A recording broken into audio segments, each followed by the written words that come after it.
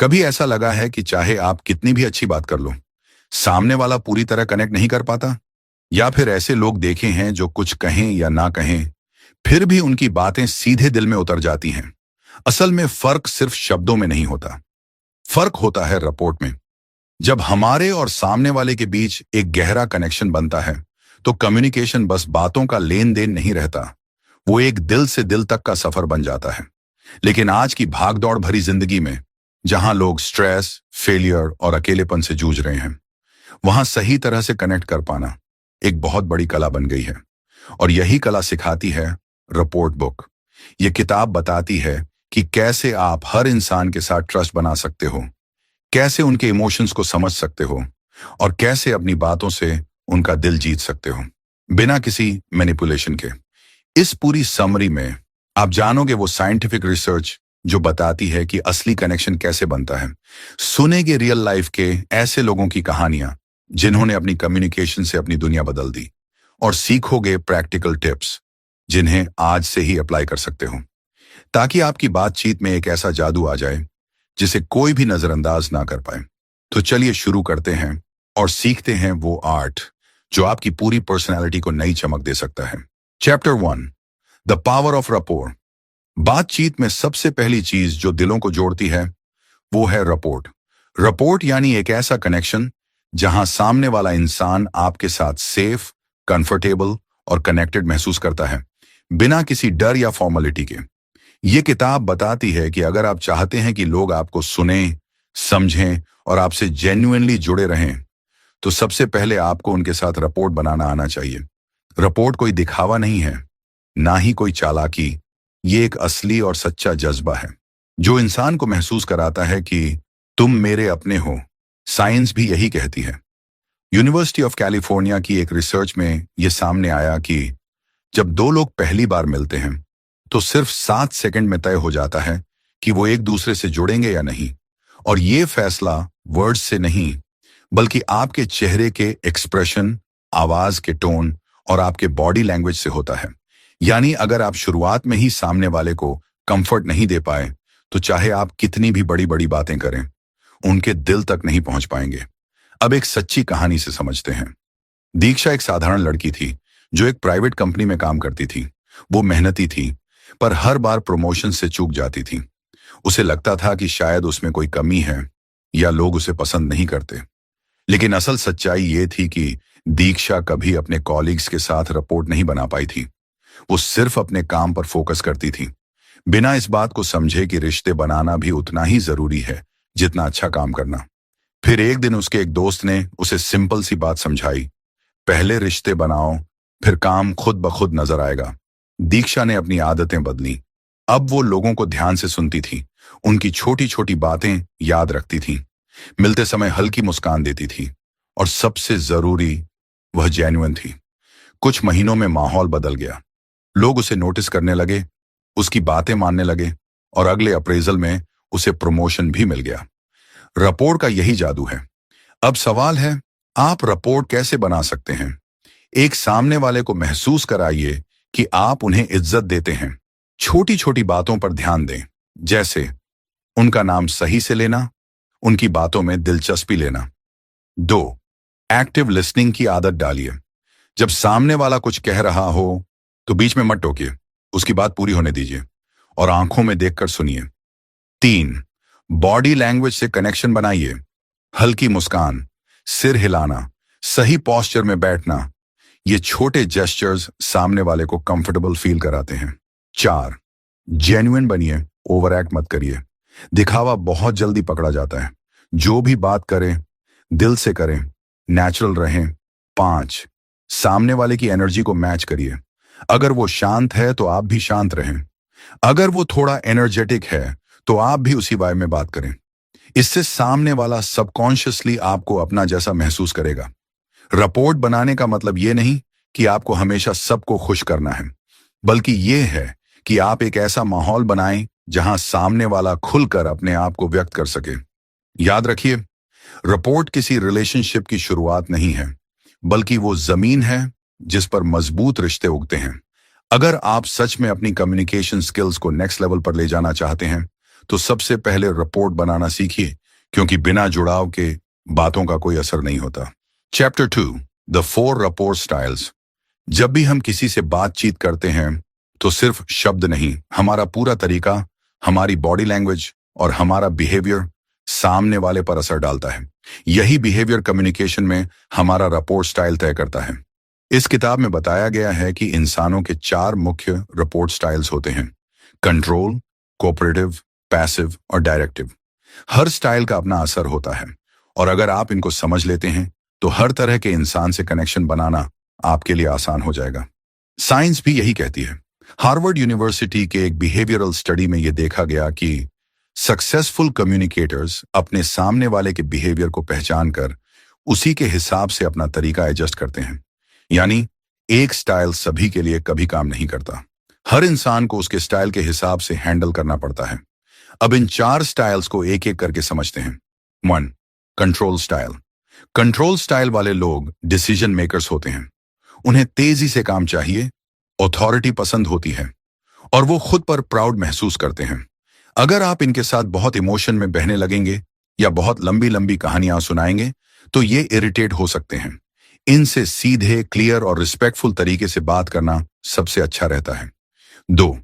Cooperative style. Cooperative लोग team work पसंद करते हैं। ये दूसरों की फीलिंग्स का बहुत ध्यान रखते हैं और चाहते हैं कि सब मिलकर काम करें। अगर आप इनसे कोल्ड या बहुत ट्रांसैक्शनल तरीके से बात करेंगे तो ये दूरी बना लेंगे। इनके साथ वार्मथ, अप्रिशिएशन और थोड़ा पेशेंस दिखाना बहुत जरूरी होता है। 3. Passive style. पैसिव लोग थोड़ा शाय, थोड़ा रिजर्व्ड टाइप के होते हैं। ये जल्दी अपनी फीलिंग्स नहीं बताते और कॉन्फ्रंटेशन से बचते हैं। इनके साथ बात करते वक्त सॉफ्ट टोन, धैर्य और एनकरेजमेंट बहुत जरूरी है। अगर आप बहुत डोमिनेटिंग हो गए तो ये बिल्कुल बंद हो सकते हैं। 4. Directive style. डायरेक्टिव लोग फोकस्ड और गोल ओरिएंटेड होते हैं। उन्हें डिटेल्स चाहिए होती हैं और उन्हें यह अच्छा लगता है कि बातचीत स्ट्रक्चर्ड हो। इनके साथ फालतू बातें अवॉइड करनी चाहिए। क्लियर, ऑर्गेनाइज्ड और लॉजिकली स्ट्रांग बातचीत इन पर गहरा असर डालती है। अब एक रियल लाइफ कहानी से इसे और रिलेटेबल बनाते हैं। पंकज एक मार्केटिंग एग्जीक्यूटिव था जो हर बार अपनी सेल्स डील्स खो देता था। उसे लगता था कि शायद उसकी स्किल्स में कमी है, लेकिन जब उसके मेंटर ने उसे समझाया कि हर क्लाइंट का अलग कम्युनिकेशन स्टाइल होता है तो उसकी सोच बदल गई। अब पंकज हर क्लाइंट से पहले ऑब्जर्व करता, क्या क्लाइंट जल्दी फैसले लेना चाहता है, कंट्रोल स्टाइल, या क्लाइंट हर बात पर टीम से डिस्कस करना चाहता है, कोऑपरेटिव स्टाइल, या क्लाइंट बहुत कम बोलता है और कॉशियस है, पैसिव स्टाइल, या क्लाइंट प्रिसाइज डेटा और फिगर्स पर ध्यान दे रहा है, डायरेक्टिव स्टाइल। जैसे ही पंकज ने अपने क्लाइंट्स के स्टाइल्स को समझकर अपने तरीके बदले, उसकी सेल्स डील्स अचानक बढ़ने लगी, क्योंकि अब वो हर इंसान के दिल तक पहुंच पा रहा था, उनके हिसाब से बात कर पा रहा था। अब प्रैक्टिकल तरीके, आप अपने रिपोर्ट स्टाइल को कैसे मास्टर कर सकते हैं? ऑब्जर्व करिए, जज मत करिए।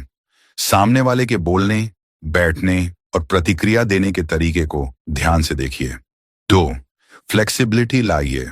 हर सिचुएशन में अपने स्टाइल को एडजस्ट करने की प्रैक्टिस करिए। कभी बॉसी बनिए, कभी सपोर्टिव, जैसी जरूरत हो। 3. एम्पैथी का यूज करिए। सोचिए, अगर मैं इनकी जगह होता तो कैसा फील करता। 4. अपनी कम्युनिकेशन में वैरायटी लाइए। हर बार एक ही तरीका मत अपनाइए। कुछ लोगों को फैक्ट्स पसंद होते हैं, कुछ को इमोशंस। 5. पेशेंस रखिए। हर इंसान तुरंत खुलता नहीं। सही स्टाइल पहचान कर सही मोमेंट का इंतजार करना भी एक कला है। याद रखिए, कम्युनिकेशन एक सड़क है जो दोनों तरफ से चलती है। अगर आप हर इंसान के स्टाइल को पहचान लेंगे तो आप हर बातचीत को मीनिंगफुल और मेमोरेबल बना पाएंगे। रिपोर्ट बनाना सिर्फ बोलने से नहीं, बल्कि सही तरीके से कनेक्ट करने से आता है। Chapter 3, reading people accurately. जब भी आप किसी से मिलते हैं तो सामने वाला सिर्फ अपनी बातें ही नहीं बता रहा होता, बल्कि हर सेकंड में अपने बॉडी लैंग्वेज, आवाज के उतार चढ़ाव और छोटे छोटे इशारों से आपको अपने मन की सच्चाई भी दिखा रहा होता है। रिपोर्ट किताब हमें यही सिखाती है। सच्चा कनेक्शन सिर्फ बातों से नहीं बनता, बल्कि सामने वाले के नॉन वर्बल सिग्नल्स को समझकर बनता है। अगर आप किसी के हाव भाव, आवाज के टोन और छोटे इशारों को सही से पढ़ना सीख जाते हैं, तो आप सामने वाले का असली मन जान सकते हैं, चाहे वो कुछ भी बोल रहा हो। साइंस भी यही कहती है। यूसीएलए के प्रोफेसर एल्बर्ट मेहराबियन के फेमस रिसर्च के अनुसार हमारी कम्युनिकेशन का 55% हिस्सा बॉडी लैंग्वेज से आता है, 38% टोन ऑफ वॉइस से और सिर्फ 7% शब्दों से। मतलब सिर्फ शब्दों पर भरोसा करना मूर्खता है। असल ताकत है सामने वाले के जेस्चर्स, आंखों की हरकत, मुस्कान की सच्चाई, आवाज की गहराई, इन सब को पढ़ने में। अब एक फेमस साइकोलॉजिकल एक्सपेरिमेंट, डॉ पॉल एकमैन ने दुनिया भर के संस्कृतियों में फेशियल एक्सप्रेशंस का अध्ययन किया। उन्होंने पाया कि कुछ एक्सप्रेशंस जैसे डर, गुस्सा, खुशी, दुख सभी संस्कृतियों में एक जैसे होते हैं। मतलब बॉडी लैंग्वेज एक यूनिवर्सल लैंग्वेज है, बस हमें इसे पढ़ना आना चाहिए। अब सुनिए एक असली लाइफ स्टोरी। संजना एक स्कूल टीचर थी। हर साल उसे लगता था कि कुछ बच्चे उसके बारे में झूठ बोलते हैं कि हमें सब समझ आ गया, जबकि असल में नहीं आया होता। पहले संजना उनकी बातों पर भरोसा कर लेती थी और साल के अंत में उनके खराब मार्क्स देखकर परेशान हो जाती थी। फिर एक दिन एक सीनियर टीचर ने उसे सिखाया, बच्चों की आंखों में देखो, उनके कंधों की पकड़ को देखो, उनके चेहरे के एक्सप्रेशंस को पढ़ो। अब संजना बच्चों के बॉडी लैंग्वेज को ऑब्जर्व करने लगी। जिनके हाथ सिकुड़े हुए होते या जो आंखें चुराते थे, उनसे वह और सवाल पूछती, ध्यान देती। रिजल्ट, उन्हें जल्द ही पता चलने लगा कि कौन वाकई समझ रहा है और कौन सिर्फ दिखावा कर रहा है। उसकी टीचिंग और बच्चों का परफॉर्मेंस दोनों बहुत इंप्रूव हो गए। अब प्रैक्टिकल तरीके, आप कैसे दूसरों को एक्यूरेटली पढ़ सकते हैं। 1. Observe first, react later. पहले ध्यान से देखिए, फिर जवाब दीजिए। जल्दी में जजमेंट मत बनाइए। 2. फेस और आईज को पढ़िए। जब इंसान सच बोलता है, उसका चेहरा रिलैक्स्ड होता है। झूठ या डर में माइक्रो एक्सप्रेशंस आते हैं, जैसे जल्दी जल्दी ब्लिंक करना, हल्की मुस्कान गायब होना।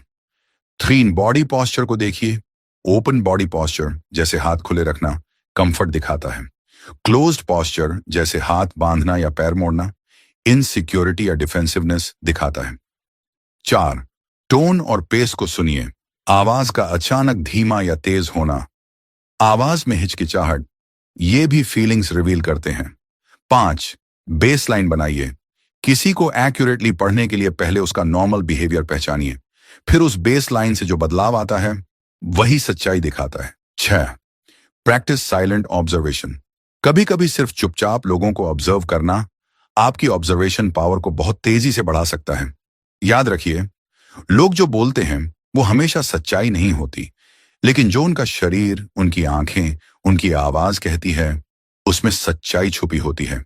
अगर आप सही से लोगों को पढ़ना सीख गए, तो आप झूठ, धोखा और मिसअंडरस्टैंडिंग से खुद को बचा सकते हैं। और सबसे बड़ी बात, आप गहरे और सच्चे रिलेशनशिप्स बना पाएंगे। रिपोर्ट किताब यही सिखाती है। अगर आप दिल तक पहुंचने का रास्ता ढूंढ रहे हैं, तो शब्दों से नहीं, आंखों और जेस्चर्स से रास्ता बनाइए।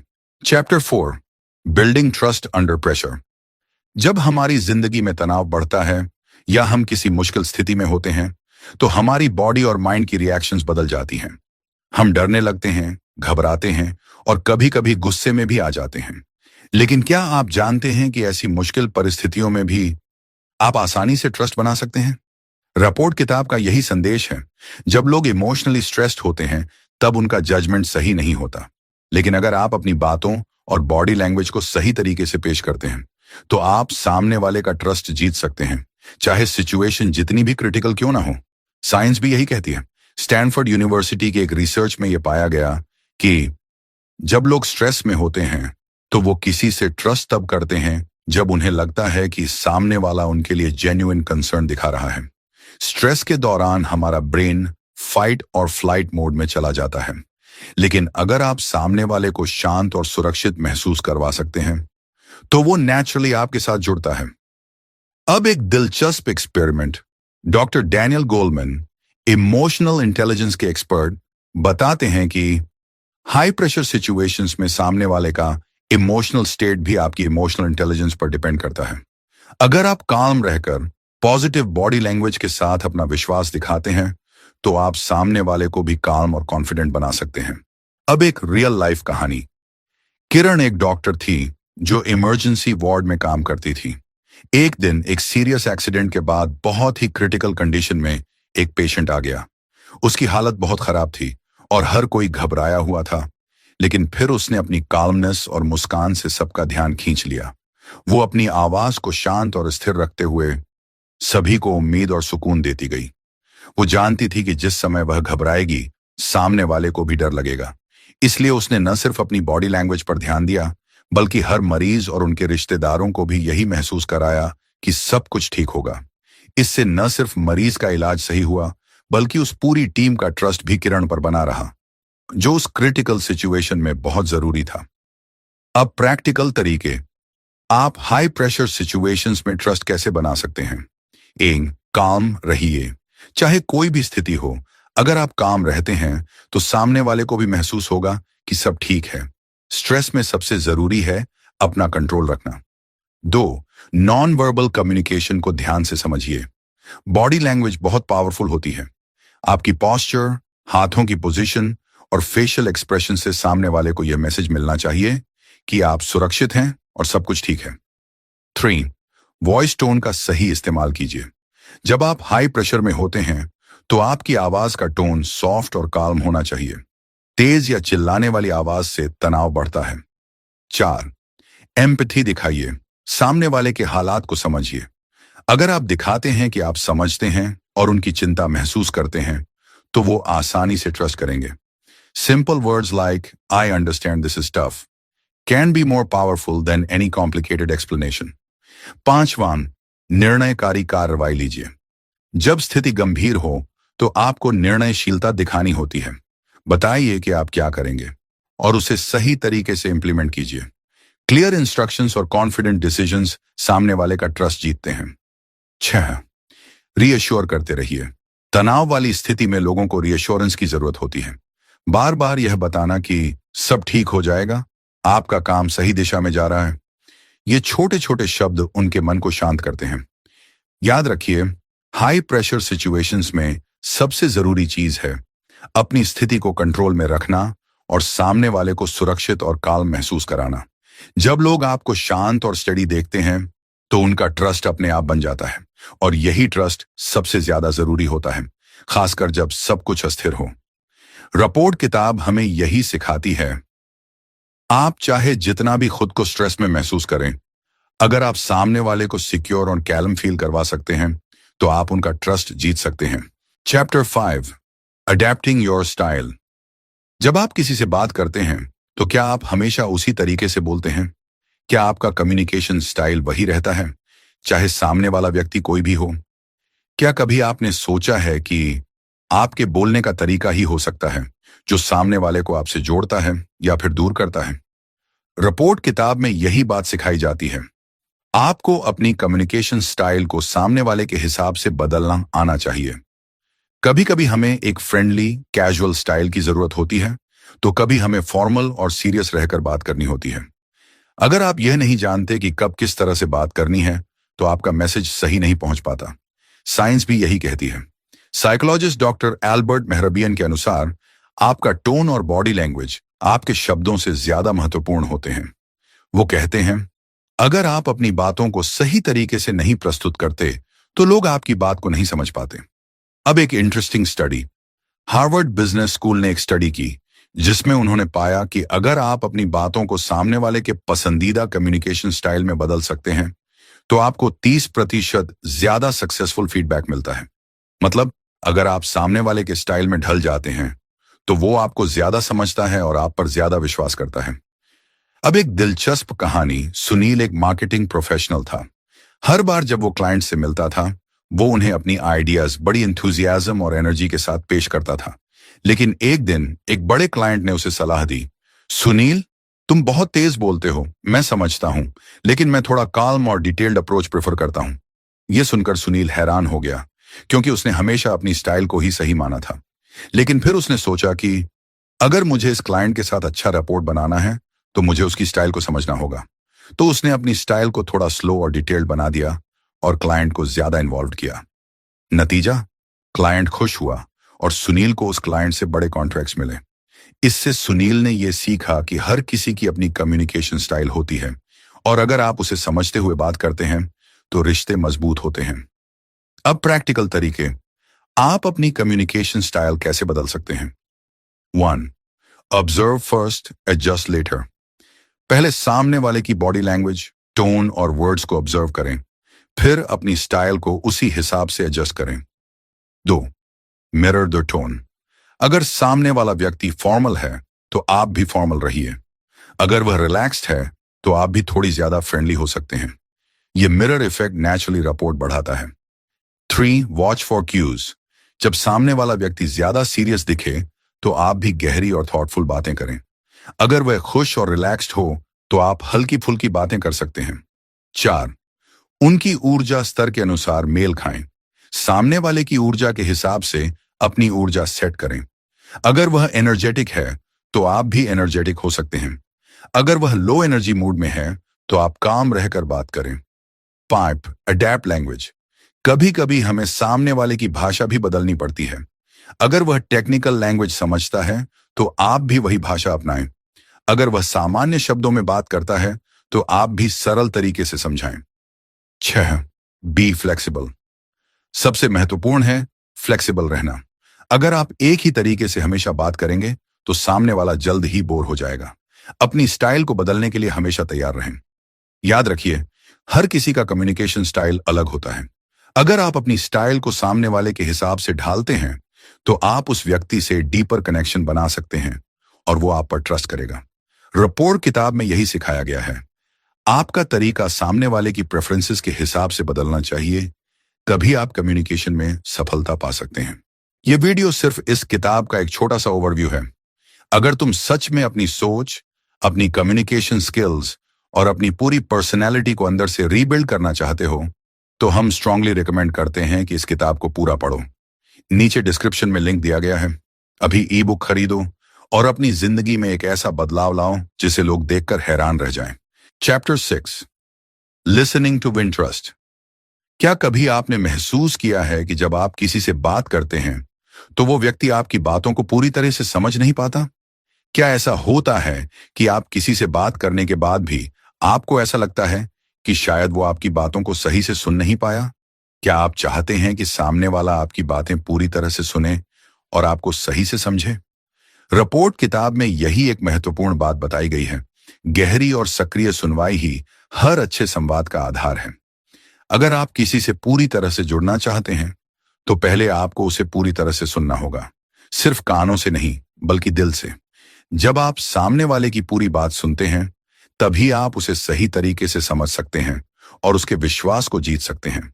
सुनने का मतलब सिर्फ शब्दों को समझना नहीं होता, बल्कि सामने वाले के भावनाओं, विचारों और दृष्टिकोण को भी महसूस करना होता है। क्या कहते हैं वैज्ञानिक तथ्यों में?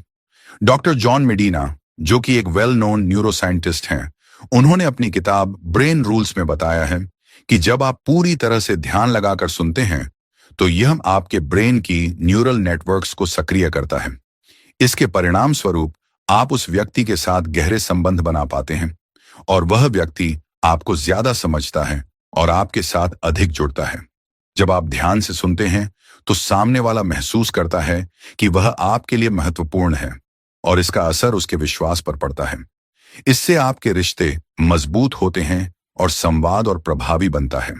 एक कहानी जो इस बात को समझाती है। स्मिता एक सेल्स एग्जीक्यूटिव थी। हर बार जब वह अपने क्लाइंट से मिलने जाती तो वह हमेशा अपने प्रोडक्ट के बारे में बात करती रहती, बिना यह समझे कि सामने वाले की जरूरत क्या है। वह इतनी ज्यादा बात करती कि कभी कभी क्लाइंट को अपनी समस्या बताने का मौका ही नहीं मिलता। लेकिन एक दिन जब एक बड़े क्लाइंट ने उसे सलाह दी, स्मिता, मैं आपके प्रोडक्ट के बारे में नहीं बल्कि मुझे यह जानने की जरूरत है कि मेरे लिए यह सही है या नहीं। आप मेरी समस्या समझें और फिर सॉल्यूशन पेश करें। यह सुनकर स्मिता को समझ में आया कि अगर वह अपने क्लाइंट्स की बातों को गहरे ध्यान से सुनती तो वह उनकी जरूरतों को बेहतर समझ सकती थी। उसने अपनी लिसनिंग स्किल्स पर काम किया और अपने अगले क्लाइंट मीटिंग में पूरी तरह से ध्यान से सुना। इससे क्या हुआ? उसने क्लाइंट का विश्वास जीत लिया और कई बड़े डील साइन किए। इससे स्मिता ने सीखा कि सुनने से ही रिश्ते बनते हैं और विश्वास हासिल होता है। प्रैक्टिकल तरीके। आप गहरी सुनवाई कैसे कर सकते हैं? 1. Be present in the moment. जब आप सामने वाले से बात करें तो अपने दिमाग में बाकी सारी बातें बंद कर दें। केवल वही सुने जो वह कह रहा है और उसकी बातों पर पूरा ध्यान दें। इससे सामने वाला महसूस करेगा कि आप उसकी बातों में दिलचस्पी रखते हैं और उसे समझते हैं। 2. Use non verbal cues. सिर्फ सुनना ही नहीं, आपकी बॉडी लैंग्वेज भी सामने वाले को यह दिखाती है कि आप उसकी बातों को महत्व दे रहे हैं। आंखों से संपर्क बनाएं, सिर हिलाकर दिखाएं कि आप ध्यान दे रहे हैं और कभी कभी हल्की मुस्कान से उसकी बातों का समर्थन करें। 3. Avoid interrupting. जब सामने वाला बोल रहा हो तो उसे बीच में मत काटिए। कई बार हम जल्दी से प्रतिक्रिया देने के लिए अधीर हो जाते हैं, लेकिन यह विश्वास तोड़ सकता है। उसे पूरी बात कहने का मौका दीजिए और फिर सोच समझकर प्रतिक्रिया दें। 4. Ask follow up questions. जब आप किसी की बात सुन रहे हैं तो कभी कभी उससे कुछ और सवाल पूछें। इस तरह से आप उसे यह दिखा सकते हैं कि आप उसकी बातों को समझने की कोशिश कर रहे हैं। इससे सामने वाला खुद को ज्यादा समझा हुआ महसूस करता है और रिश्ते में विश्वास बढ़ता है। 5. Show empathy. जब सामने वाला अपनी बात शेयर करता है तो उसकी भावनाओं को समझने की कोशिश करें। यदि वह दुखी है तो आप भी उसके दुख को महसूस करें। अगर वह खुश है तो आप भी उसकी खुशी में शामिल हों। यह मानसिक जुड़ाव बनाने में मदद करता है। 6. Reflect back what you here. कभी कभी जब आप सामने वाले की बात सुनते हैं तो उसे एक बार फिर से अपने शब्दों में व्यक्त करें ताकि वह महसूस करे कि आप उसकी बातों को पूरी तरह से समझ रहे हैं। जैसे, तो आप कह रहे हैं कि यह छोटा सा तरीका सामने वाले को यह दिखाता है कि आप उसकी बातों पर ध्यान दे रहे हैं। रिपोर्ट किताब हमें यह सिखाती है कि अगर आप किसी से सच्चे और गहरे तरीके से जुड़ना चाहते हैं तो सबसे पहले आपको उसे पूरी तरह से सुनना होगा। सिर्फ कानों से नहीं, बल्कि दिल से सुनना होगा। अगर आप किसी से इस तरह से जुड़ते हैं तो वह व्यक्ति आपको पूरी तरह से समझने लगता है और आपके साथ रिश्ते में विश्वास महसूस करता है। Chapter 7. Speaking so people listen. कभी आपने सोचा है कि कुछ लोग जब बोलते हैं तो हर कोई उनकी बात बड़े ध्यान से सुनता है, लेकिन वहीं कुछ लोग चाहे जितना भी बोल लें, सामने वाला ध्यान ही नहीं देता। आखिर ऐसा क्यों होता है? रिपोर्ट किताब में बताया गया है कि अगर आप चाहते हैं कि लोग सच में आपकी बातें सुने तो सिर्फ शब्दों का इस्तेमाल करना काफी नहीं है। आपको इन्फ्लुएंस, क्लैरिटी और एम्पैथी के साथ बोलना आना चाहिए। बोलने का असली मकसद होता है सामने वाले के दिल तक अपनी बात पहुंचाना, न कि सिर्फ हवा में शब्द फेंकना।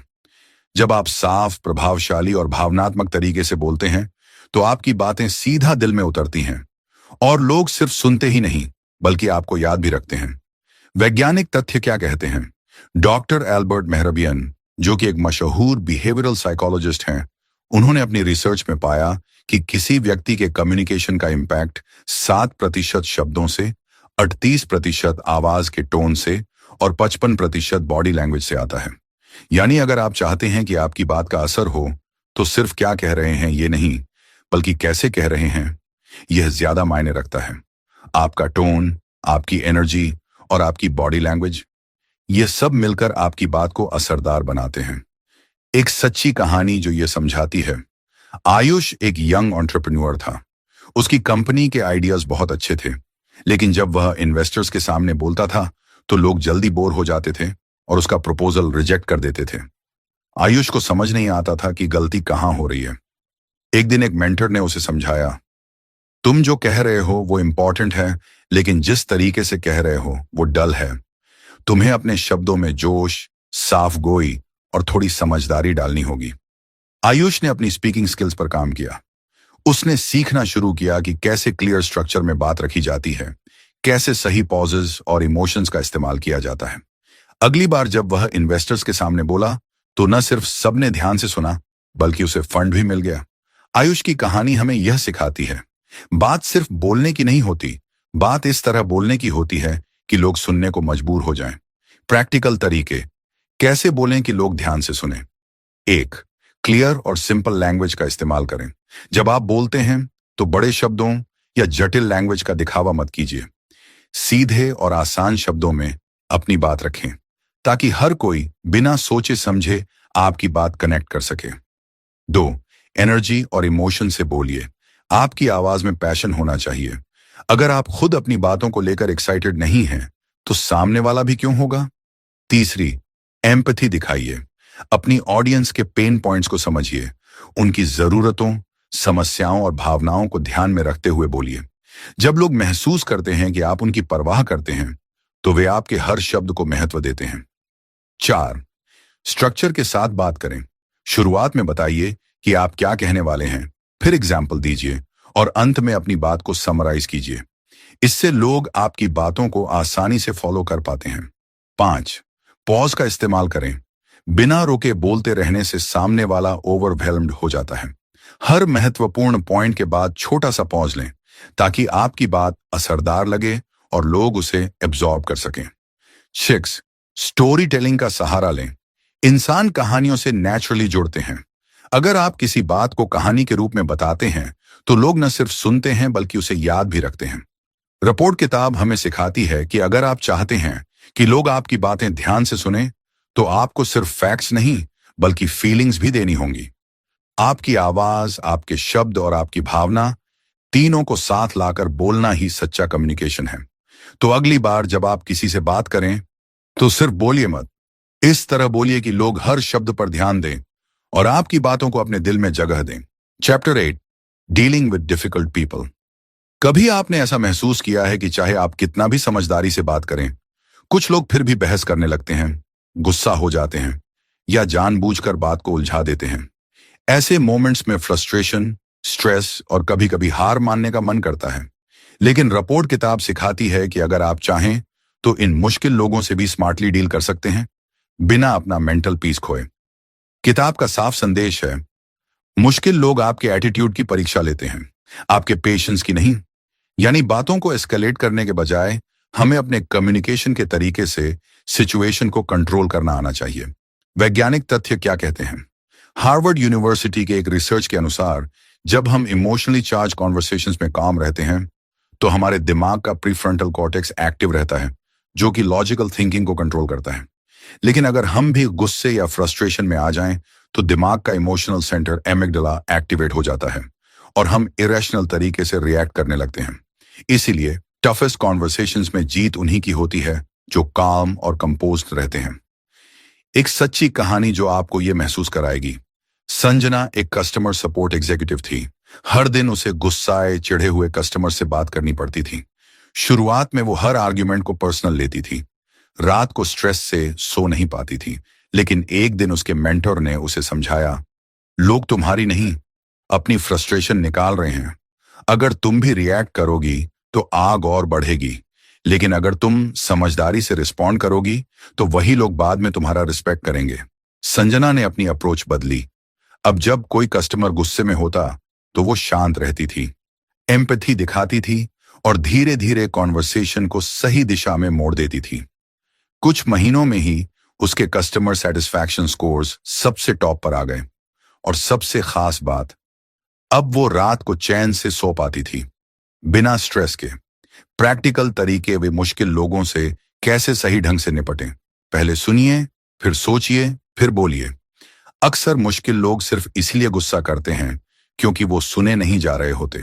उन्हें पहले ध्यान से सुनिए, बिना बीच में टोकें। 2, एम्पैथी दिखाइए। चाहे सामने वाला कितना भी गलत बोले, आप पहले उनकी फीलिंग्स को एक्नॉलेज कीजिए। जैसे, मैं समझ सकता हूं कि आप परेशान हैं। 3, काम रहिए, रिएक्शन मत दीजिए। अगर आप भी गुस्से में रिएक्ट करेंगे तो बात और बिगड़ेगी। शांत रहिए, धीमी और स्टेडी आवाज में बात कीजिए। 4, फोकस मुद्दे पर रखिए, व्यक्ति पर नहीं। बात को पर्सनल ना लें, हमेशा मुद्दे पर डिस्कशन रखिए। चलो मिलकर इसका सॉल्यूशन ढूंढते हैं। 5, ऑप्शन दीजिए, अल्टीमेटम्स नहीं। सामने वाले को कुछ विकल्प दीजिए, जैसे हम 2 तरीकों से इसे सुलझा सकते हैं। इससे वे खुद को कंट्रोल में महसूस करते हैं और कोऑपरेशन करते हैं। 6, बाउंड्री सेट करना सीखिए। अगर सामने वाला बहुत टॉक्सिक हो जाए तो रिस्पेक्टफुली बातचीत खत्म करने का अधिकार भी आपके पास होना चाहिए। रिपोर्ट किताब हमें सिखाती है कि मुश्किल लोगों के साथ बातचीत एक कला है, जिसमें आपको दिमाग से ज्यादा दिल का इस्तेमाल करना पड़ता है। और जब आप इस आर्ट को सीख लेते हैं, तो न सिर्फ आपके रिश्ते बेहतर हो जाते हैं, बल्कि आपकी मानसिक शांति भी बरकरार रहती है। तो याद रखिए, मुश्किल लोग आपके पेशेंस को टेस्ट नहीं करते, वो आपको खुद पर कंट्रोल करना सिखाते हैं। Chapter 9, the ethics of influence. क्या आप कभी इस उलझन में फंसे हैं कि दूसरों को इन्फ्लुएंस करना गलत है या सही? क्या आपको भी डर लगता है कि कहीं बातचीत में असर डालते समय आप किसी को मैनिपुलेट तो नहीं कर रहे? बहुत से लोग कम्युनिकेशन स्किल्स सीखते वक्त इसी डर से पीछे हट जाते हैं, क्योंकि उन्हें लगता है कि दूसरों को मनाना मतलब उन्हें कंट्रोल करना है। लेकिन रपोर किताब साफ कहती है, इन्फ्लुएंस करना गलत नहीं है अगर उसमें नीयत साफ हो। असल में इस किताब का मकसद मैनिपुलेशन नहीं, बल्कि कनेक्शन और म्यूचुअल रिस्पेक्ट पर फोकस करना है, क्योंकि सच्चा रपोर वहीं बनता है जहां सामने वाले को अपनी वैल्यू महसूस होती है, ना कि उसे इस्तेमाल किया जाता है। साइंस क्या कहता है? स्टैनफोर्ड यूनिवर्सिटी के एक रिसर्च के मुताबिक जब इन्फ्लुएंस एथिकल और ट्रांसपेरेंट होता है तो लोग न सिर्फ डिसीजन लेते हैं बल्कि उस डिसीजन से खुश भी रहते हैं। वहीं अगर इन्फ्लुएंस मैनिपुलेशन के साथ होता है तो चाहे वो डिसीजन ले भी लें, पर उनके अंदर रिग्रेट और रिजेंटमेंट बढ़ता है। यानी सच्चा असर हमेशा ट्रस्ट से पैदा होता है, ना कि ट्रिक से। एक असली कहानी जो दिल को छूती है। आरव एक इंश्योरेंस एडवाइजर था। शुरुआत में वो अपने क्लाइंट्स को प्रोडक्ट्स बेचने के लिए तरह तरह के टैक्टिक्स अपनाता था। थोड़ा डर दिखाना, थोड़ा फ्यूचर के डर का फायदा उठाना। शायद शॉर्ट टर्म में उसके सेल्स बढ़ भी गए थे, लेकिन लॉन्ग टर्म में लोग उस पर ट्रस्ट करना छोड़ने लगे थे। रेफरल्स आना बंद हो गए थे। मार्केट में उसकी इमेज भी खराब होने लगी थी। एक दिन उसके एक पुराने क्लाइंट ने उसे खुलकर कहा, तुमने मुझे कन्विंस किया, लेकिन तुमने मेरा विश्वास खो दिया। उस दिन आरव ने तय कर लिया कि अब से वो पूरी ट्रांसपेरेंसी और ऑनेस्टी से काम करेगा। अब वो हर क्लाइंट को ऑप्शंस देता, प्रोज एंड कॉन्स समझाता और फाइनल डिसीजन क्लाइंट के हाथ में छोड़ता। कुछ समय में ही उसके पास इतने रेफरल्स आने लगे कि उसे मार्केटिंग करने की भी जरूरत नहीं पड़ी, क्योंकि ट्रस्ट सबसे बड़ी मार्केटिंग थी। प्रैक्टिकल तरीके कैसे सही नियत से इन्फ्लुएंस करें? 1, ट्रांसपेरेंसी रखिए। जो भी बात कर रहे हैं खुले दिल से करें। छुपी हुई एजेंडास ना रखें। सामने वाले को पूरी जानकारी दें। 2, म्यूचुअल बेनिफिट पर ध्यान दीजिए। इन्फ्लुएंस का मतलब विन विन होना चाहिए, जहां आप भी फायदे में हों और सामने वाला भी। 3, सामने वाले की चॉइस का सम्मान कीजिए। कभी भी प्रेशर बनाकर डिसीजन ना करवाइए। हमेशा चॉइस खुली छोड़िए।